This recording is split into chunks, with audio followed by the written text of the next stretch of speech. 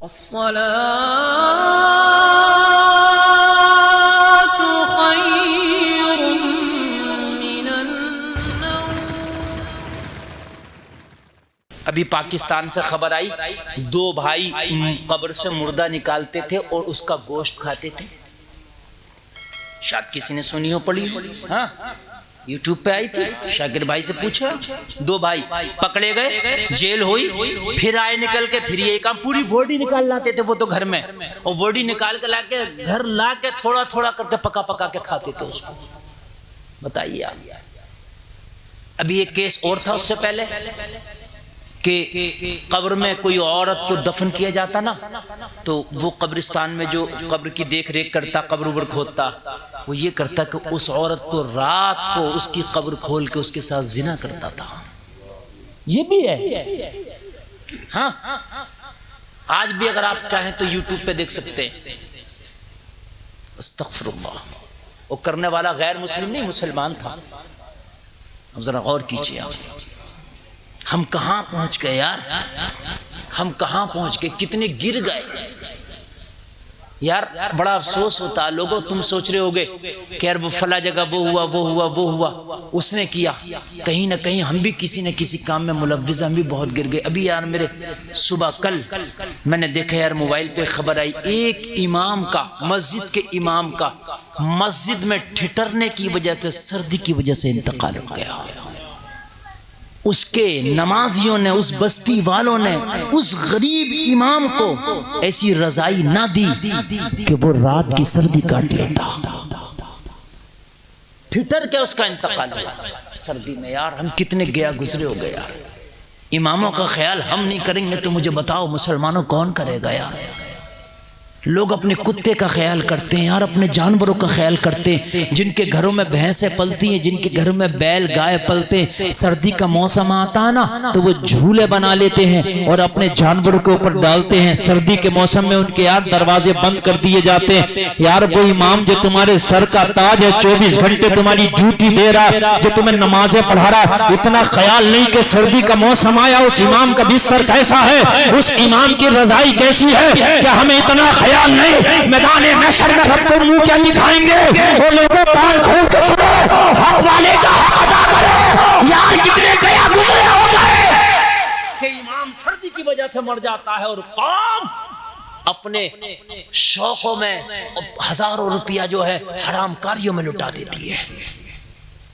چند دن پہلے خبر آئی تھی کہ ایک امام کا حجرہ گر گیا، بچوں سمیت وہ امام مر گیا۔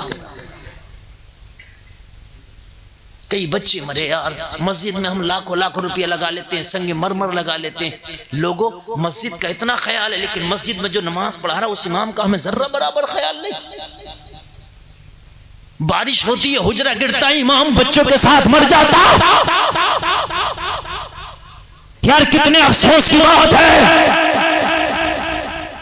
لوگوں دل پڑتا ہے یار۔ ایک امام سے میری ملاقات ہوئی نا، خدا کی قسم یہ بالکل ممبر رسول پہ بیٹھ کے سچ جملے بول رہا ہوں۔ میں نے امام سے کہا حضرت آپ کے ہاتھ بڑے سخت ہو رہے ہیں، امام کے ہاتھ اتنے سخت نہیں ہونا چاہیے۔ توجہ کرنا میرے جملوں پہ۔ جو آدمی یار کام نہیں کرتا کھیتی کا باڑی کا، اس کے ہاتھ ملائم ہوتے، میرے ہاتھ نرم ہوں گے، اس لیے کہ میں کھیتی باڑی کا کام نہیں کرتا۔ جو آدمی کھیتی باڑی کا کام کرے گا، محنت مزدوری کا کام کرے گا، اس کے ہاتھ سخت ہوں گے۔ اس امام نے کہا یار، اس کی آنکھوں میں آنسو آ گئے، کہتے اس نے کہا حضرت میرا کوئی دن ناغہ نہیں ہوتا کہ جس دن میں کھیتوں میں مزدوری پہ کام کرنے نہیں جاتا۔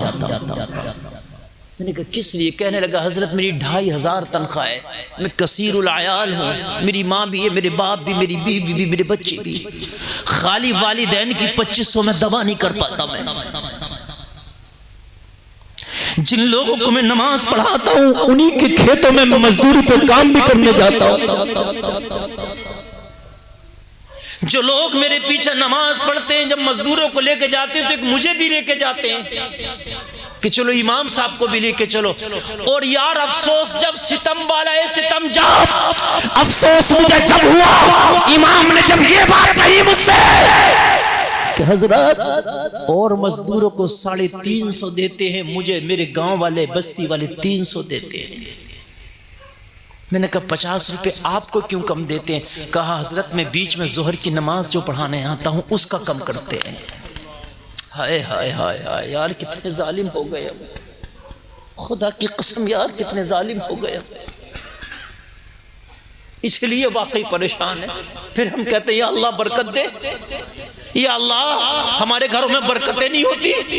خدا کی قسم جو اپنے والدین کو ناخوش رکھے گا، ناراض رکھے گا، دنیا کے پیر سے نہیں سرکار کے روزے پہ جا کے دعا کر لے قبول نہیں ہوگی۔ جو اپنے مسجد کے امام کو ناخوش رکھے گا، اس اپنے امام کو پریشان رکھے گا، دنیا کے مولویوں سے دعا کرا لے، کسی کی دعا تیرے حق میں قبول نہیں۔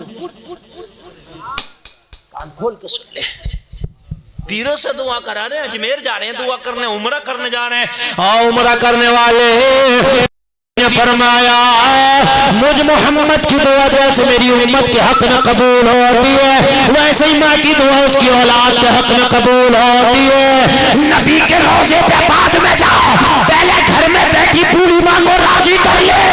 اگر تیرے ماں باپ راضی ہو گئے، دعا کر دیا تو کسی پیر کی ضرورت نہیں، تیرے ماں باپ کی دعا تیرا بیڑا پار کر دے گی۔ نعرہ تکبیر، نعرہ رسالت، جشن عید میلاد النبی، جشن عید میلاد النبی، مفتی گلفام صاحب قبلہ، نعرہ تکبیر، سبحان اللہ۔ مولویوں کے ہاتھ چوم رہے ہیں، مولانا سے دعا کرا رہے ہیں، مفتیوں سے دعا کرا رہے ہیں، مفتی گلفام آ گئے، ہاتھ چومو دعا کراؤ۔ لوگوں میری دعا بعد میں کام آئے گی، جس امام کے پیچھے 5 ٹائم کی نماز پڑھتے ہو پہلے اس امام سے دعا کراؤ۔ اور دعا ایسے نہیں ہوگی کہ اس کو کھانا نہیں ہے، رضائی نہیں ہے، اس کی تنخواہ معقول نہیں ہے اور دعا کرا رہے ہیں، وہ چاہے تمہارے دباؤ میں کرے گا، وہ دعا نہیں ہوگی۔ یار اسے خوش رکھو، وہ خود دعا کرے گا اپنی بستی والوں کے۔ پھر میری دعا بھی قبول ہوگی، ان کی دعا بھی قبول ہوگی، سب کی قبول ہوگی۔ پہلے اس مسجد کے امام کو دیکھو، لوگوں بڑے افسوس کی بات ہے، امام اور کھیت میں مزدوری 50 روپے کم اس بات کے کہ ظہر کی نماز پڑھنے آتا۔ ہائے کتنے گیا گزرے ہو گئے، ہائے افسوس افسوس، اب تو نمازوں کے بھی ہم پیسے کاٹنے لگ گئے۔ اللہ اللہ یار آج کچھ کافر ایسے ہیں، ان کی مزدوری کرو، نماز پڑھنے جاؤ تو پیسہ نہیں کاٹتا۔ امام اگر ایک چھٹی زیادہ کر لے تو اس کی تنخواہ کاٹتے ہیں، یار مجبوری سب کو ہوتی ہے۔